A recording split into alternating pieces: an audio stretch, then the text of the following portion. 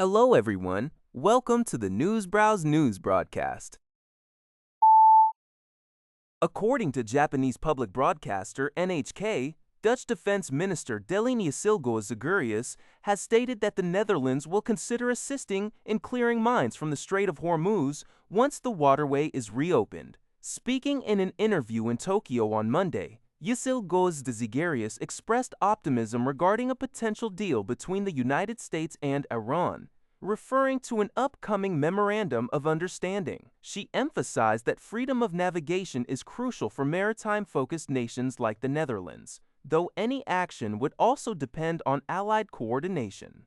Regarding the conflict in Ukraine, the defense minister stressed the need for unified international support, particularly from the U.S. and regional partners, to ensure Ukraine has sufficient air defense systems. She added that Russian President Vladimir Putin must not be allowed to win. Additionally, addressing growing concerns over European defense capability amid U.S. frustrations with NATO allies, Zagurius called on European nations to step up. She remarked that Europe has relied too heavily on others and must take greater responsibility for its own safety and security alongside its allies.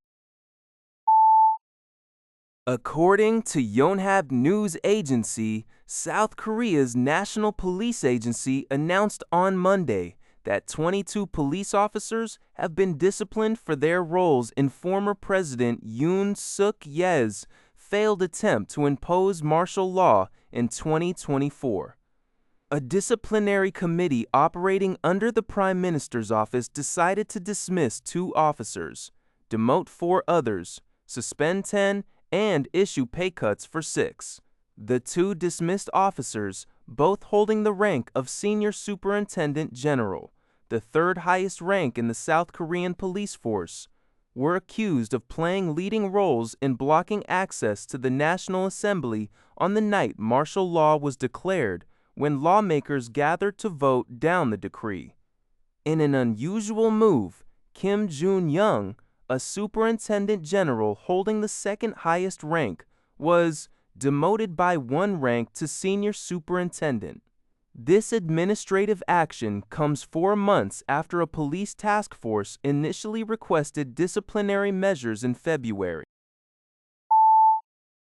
According to Al Jazeera, the FAIR network, FIFA's longtime discrimination monitoring partner, has called for the immediate removal of Australian VAR official Shaun from the 2026 World Cup. During the official broadcast of the opening match between Germany and Curaçao, Evans was shown on camera making an OK hand gesture below his waist. The OK symbol was designated as a hate symbol by the Anti-Defamation League in 2019 due to its appropriation by global far-right and white supremacist groups. FAIR described the gesture as neo-Nazi and argued that Evans should have no further role in the tournament.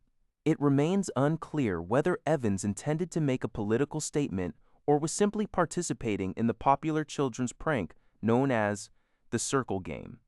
However, FAIR questioned why a VAR official would use such a symbol while knowing he was on live television.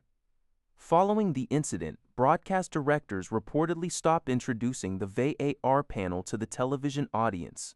Al Jazeera has reached out to FIFA, while Football Australia and the Professional Football Referees Association have also been contacted for comment. According to Al Jazeera, Britain's Court of Appeal has ruled that the government's proscription of the activist group Palestine Action as a terrorist organization was lawful.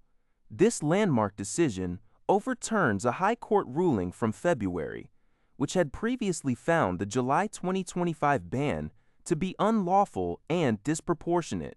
Chief Justice Sue Carr stated that the proscription struck a fair balance, asserting that Palestine Action's conduct did not align with that of a nonviolent direct action organization.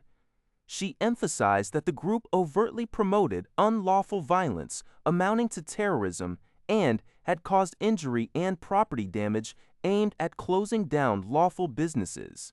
In response, Palestine Action's co-founder, Huda Emory, condemned the ruling as a severe attack on free speech and the right to protest, promising to challenge the ban in the Supreme Court and the European Court of Human Rights. Since the ban was instituted, over 3,000 arrests linked to the group have been made. Critics, including the Defend Our Juries campaign, expressed surprise at the verdict, arguing that the courts have been instrumentalized to suppress opposition to genocide. That's all for this video. Thank you for watching. See you in the next video.